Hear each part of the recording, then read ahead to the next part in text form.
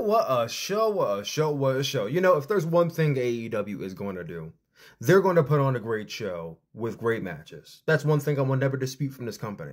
Storylines, but the matches, phenomenal. And on this show, we had some phenomenal matches. Let's talk about it. Before we get too deep, y'all already know I don't really talk about the pre-show. Now, I did watch it, but I don't really talk about it in my reviews. But if there's one thing I do want to talk about, it's this. Jamie Hayter's back. She's back. She's back. Saraya came out to the ring first, and I don't think she was booked, and she came out because she wasn't booked. She wanted to make her presence known. Made a call. Jamie Hayter answered the call. They didn't wrestle or nothing, but Jamie Hayter had her gear on. She's back. I'm excited. It's been a year and a half. I've been missing Jamie Hayter, and guaranteed she will be AEW Women's Champion once again. Whether it's by the end of the year or 2025, she will be Women's Champion once again. Bet on that. Now, let's get into the main show. AEW All In London opened with a London ladder match. 4 teams of 3 men. House of Black versus the Bang Bang Gang versus the Patriarchy, who are the Trios champions, versus Claudio Castagnoli and Wheeler Yuta of the Blackpool Combat Club. Now, in their tag team was Pac. Now, I have not been watching AEW in admittedly, almost a month. So I don't quite know why Pac was here, but I'm like, okay, I'll buy it. If Bryan Danielson is retiring tonight and he's like the sub-in for Bryan, I'll take it. Especially because Pac's from the UK. You know, I don't know if he had his moment last year, but this is the moment to have right now. And it was a fun little opener. You know, it wasn't anything super inventive. All the spots we've seen here were not spots we haven't seen before in ladder matches. You had your obligatory table spots, ladder spots, chairs. Other Wayne tried to make a climb, and that scared the shit out of me because she had heels on. I was really concerned for her, but she got down after she saw the Bang Bang Gangs. Christian Cage is the personification of less is more because he was the highlight of this match. In the very beginning where he ran away from everybody, practically the end where he came out, hit his finishing moves on people, and then tried to climb the ladder. Now, he was unsuccessful in reaching it because the winner of this match was Pac, bringing down the title for his team, the Blackpool Combat Club, now being your new Trios champions. I'm happy that Pac had his moment, and like I said, the match itself was fun. I'd go like 3 1/4. It did its thing. If you missed the match, you're not missing much. But if you do catch it, you'll find some stuff to enjoy in here. Immediately following that, Toni Storm defended her AEW Women's Championship against Mariah May. Now, if you guys recall, several weeks ago, I said this should have been the main event, and here it is, second match in. I felt a little robbed. I'm like, damn, I feel like we could have waited 3 hours, and I would have been excited. But, you know, I'm still excited for this match. Bro, this was like top 3 matches of the entire night. Toni Storm and Mariah May went out there with a story to tell and bodies to slap. It was Chop City, Kick City. It was like a little Brit Rest strong style match that was going on here between these 2 women. I was fucking with it. A big proponent of the storyline was Mariah May making Toni Storm bleed. And then in this match, Toni Storm made Mariah May bleed. With the sight of blood coming down her face as she's getting beat up on Toni Storm. That was really cool. There's a Storm Zero on the steps from Toni Storm, which I think should have won her the match, but it didn't. A lot of reversals. This, like I said, this match was, honestly, I would say it was a great match. It was the best women's match on the show and like top 3, top 4 matches on the entire show. After all was said and done, though, Toni Storm grabbed the same boot that Mariah May bludgeoned her with when she turned on her. She had the same heel in hand, ready to bludgeon Mariah May, and she couldn't do it. She's too emotionally locked in. She can't hit her. Mariah May took advantage of this. She put her down and then got her back up for the Storm Zero. She hit Toni Storm's own finisher onto her and got the pin. Mariah May is your new AEW Women's World Champion. That caught me off guard because I thought Toni Storm was winning. Not that this is the end of the feud if Toni Storm did win, but I thought maybe they're going to have another match All Out, which they will still. But Mariah May winning, you know, it feels right. She's in the UK. It's her biggest match to date with her biggest rival to date. I'm in place. You know what? I rock with it. You know what else I rocked with? This match. I'm going to give it 4.5 out of 5 stars. I thought it was great. Top 3 matches on the show. Definitely give it a check out. I'm hoping the rematch at All Out has a stipulation attached because these women, if you give them weapons, they're going to go in. I can already tell. Chris Jericho defended his FTW championship against Hook. I ain't going to hold you. I didn't really care. I was still wondering why this feud is still going on. I feel like they've been feuding forever now. Jericho could still go. We're just not dealing with 2022. I have a chip on my shoulder Chris Jericho anymore. We're dealing with I'm overstaying my welcome just to piss people off. Because I can, and I'm Chris Jericho, Chris Jericho. When you put that Chris Jericho in a match with Hook, a man who seems like his entire existence revolves around this one championship that he's been shackled to for the last 3 years, just doesn't really evoke anything. That interference is from Brian Keith and Big Bill as expected. As even got in on this match to try and save his son, which he did. Hook tapped out Chris Jericho. That's really all I'm going to say about it. I would give the match at most like 2 3/4. 2.5 insinuates that it's bordering bad, and I wouldn't say it's that bad. It's just kind of lifeless. So yeah, 2.5 out of 5. Followed that up with another match I really didn't care for, which says a lot about the men involved because I actually like all the men involved. Young Bucks defended their AEW Tag Team Championships against FTR and The Acclaim. The reason why I didn't care is because Tony Khan just likes booking FTR and Young Bucks against each other now. So in 2020, when they had their first match, it was a novelty. It was a dream match. And they had another match in 2021, which was really good, almost as good as the first one, but, you know, really good. And they had the match at All In last year, which was really good, but, like, not as special as the first time they faced off. Then they got involved in, like, 5 other iteration of tag team matches against each other. Just not 2-on-2, but, like, 3-on-3, 4-on-4, 6-on-6. It's like, all right, bro, can I get a break from these two? Like, I love seeing them, but, like, I don't want to keep seeing them face off against each other. I get it. That's your Matt Hardy, Jeff Hardy versus Edge and Christian and the Dudleys, but, like, chill. There's other teams, I promise you. Then they had a match this year at Dynasty, which was really good to great. And it's like, all right, I don't need to see them face off again for the rest of the. But then we got here, and I'm like, okay. After this, I don't want to see them face off for a long-ass time. Maybe even ever. My fix of FTR versus Young Bucks has ran out. I'm done seeing them face off. Throw the Acclaim in there if you want to, but this is really FTR and the Young Bucks again. The Acclaim has had their fair share against FTR and Young Bucks matches, so this match still didn't feel any different. And yeah, the match was just what we've seen before from all 3 teams. It was very redundant, very tedious. It wasn't anything bad. I would even say it was good. It was just stuff I've seen them do. Finish wasn't even that interesting at all. The Young Bucks retain, and that's it. This match also gets 2 3/4 stars. It merely existed in the context. Young Bucks should not have retained. It should have went to the Acclaim, but hopefully the Young Bucks understands that there's other tag teams on the roster, as per there being a 16-man tag match on the pre-show. There's plenty of other teams. Don't face FTR. Don't face the Acclaim. I know it's an impossible challenge, but I promise you, you can face other people. Then we got to the long-awaited AEW All In London Casino Gauntlet match for a guaranteed world title shot. Bro, I was hyped because the last time we had a Casino Gauntlet match on Dynamite, it was one of the best matches all year. I'm like, I know this match about to kick ass, let's go. Started off with Okada and Orange Cassidy. I'm like, all right, I'm locked in already. Hugged, a little callback to their match at Philly, but then they started attacking each other. Then number 3 came in. Nigel fucking McGuinness was number 3. The crowd went ape shit. I went ape shit. I didn't think for a second that commentator from a Ring of Honor prodigy, Nigel McGuinness, was going to enter himself in this match. But he did. And he might have been a little slower than the last time we saw him. But he also has wrestled in like 13 years. He looked really fucking good. Like, if he wants to have another couple set of matches, I'm not against it. I'm all for it. We saw people like Mark Briscoe and Jeff Jarrett and Kyle O'Reilly, Roderick Strong, Zack Sabre Jr. entering this motherfucker. I'm like, all right, let's go. And he started grappling Nigel McGuinness. I said, okay, let's fucking go. Then Ricochet came on. I said, oh, we are really going for 5 stars. I see your game, Tony Khan. He came out there, he showed out, he did his little thing. I wasn't expecting him to win, but that's fine. Then Christian Cage came out, and I said, oh, this is a very interesting choice. It's not like he didn't have a match on the show already, but okay. Followed by Christian Cage was Luchasaurus. I said, okay, we didn't have a turn between these two in the ladder match. The turn's gonna happen here, right? No, it didn't happen. But then I said, okay, well, maybe the turn's not going to happen. Maybe it's never going to fucking happen, apparently.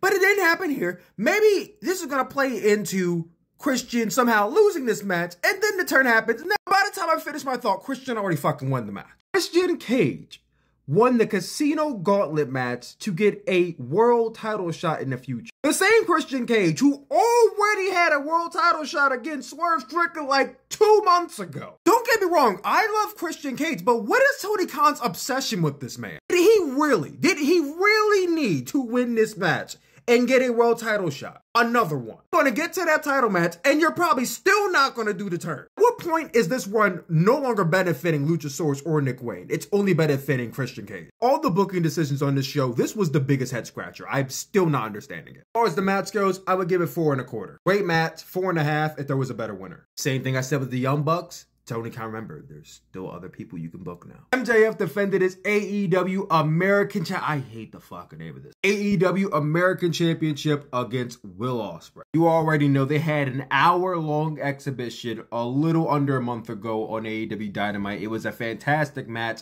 match of the year caliber. What are they going to do in their rematch?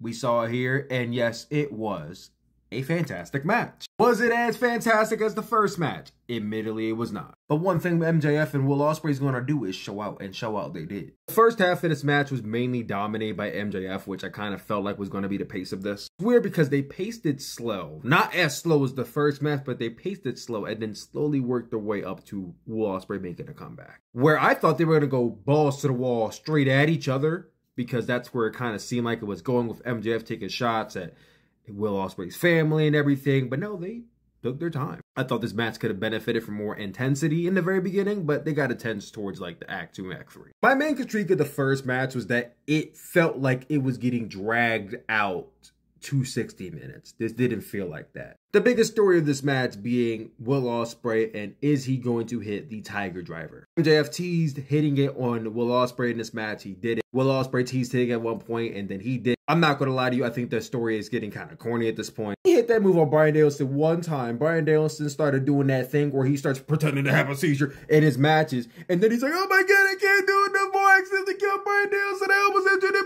Here Bryan Danielson is on the same show in the main event in a career versus title match. So obviously you didn't do that much damage to him. If you don't shut the fuck up and hit this damn move. And that he did. All of his greatest hits. And then he topped it off with the Tiger Driver. Very dramatic. But a Tiger Driver 93. And got the pin with it to win this match and become the new AEW American Champion. But wait, it didn't end there. Even before he even got the chance to hold the title, he said, nah, I'm not doing that. Get that red, white, and blue shit the fuck out of my face. And I cheered. In King Christopher Daniels, presenting him with the AEW International Champion, Will Ospreay is again the AEW International Champion. MJF versus Will Ospreay was fantastic. Was it as fantastic as the first match? Not quite. Is it match of the night? Not quite. But I would give this match 4 3/4 out of 5 stars. Just a notch over Tony and Mariah May for second best match of the night. And definitely a match worth checking out. Mercedes Monet defended her TBS championship against Dr. Britt Baker, DMD. And this was also extremely underwhelming. Like, this match was just slow. Like, did not feel like it kicked out of high gear at all. They wrestled at one pace for just about the entire duration of the match. Chemistry felt very clunky at times. There was also one point where Britt Baker grabbed a steel chair, kind of threw it at Camille Brickhouse, and did an Eddie Guerrero spot, which was really fun. He did the Eddie spot and Camille got kicked out. And it was cool to see her do the Eddie spot, but it kind of had me wondering, like, Camille didn't really play a role into this match up until this point. So why we had that spot happen, I'm not too sure. Now, I'm not going to say that I wasn't eating during this match. I was fucking up some good butter chicken and garlic naan bread. But what I saw wasn't really much. Then you got to the end sequence where they're trading moves back and forth. And then Mercedes gets put down with a backslide, but she gets out of it. And then she goes to another pin and Britt gets out of it. She tries for the backslide again. She gets out of it and goes into her Monet maker. Mercedes, I gotta talk to you, sis. Real quickly off to the corner here. All right, sis, listen. I know you just came to AEW. You trying to make a name for yourself. You know, get some new moves under your belt. I get that, but like, you gotta come up with a new move. Like, this Monet maker, you too small. It's not working for you. You've been doing this move for like almost 2 years now, and I feel like it's only looked good maybe twice when you actually did it. And listen, there was nothing wrong with the big statement. If you want to go back to doing that, nobody's gonna be mad at you. Maybe it's time to consider us doing like a cutter variation or some type of DDT, something that's not very lift heavy for you. I mean, if you want to keep doing it, by all means. But yeah, let's go back over there. Mercedes Monet retained. It was just not very good. I would go 2 1/4 out of 5 stars. Chemistry was not all that well. If they don't rematch, I'm not upset about it. Mercedes has had some really good matches since leaving WWE, and unfortunately, this was not one of them. Jack Perry defends his TNT championship against Darby Allin in a coffin match. 1 year removed from All In 2023, the same show where Jack Perry got into a scuffle with CM Punk, and it led to CM Punk's departure from AEW. He is now in the co-main event of All In as TNT champion. what a ride.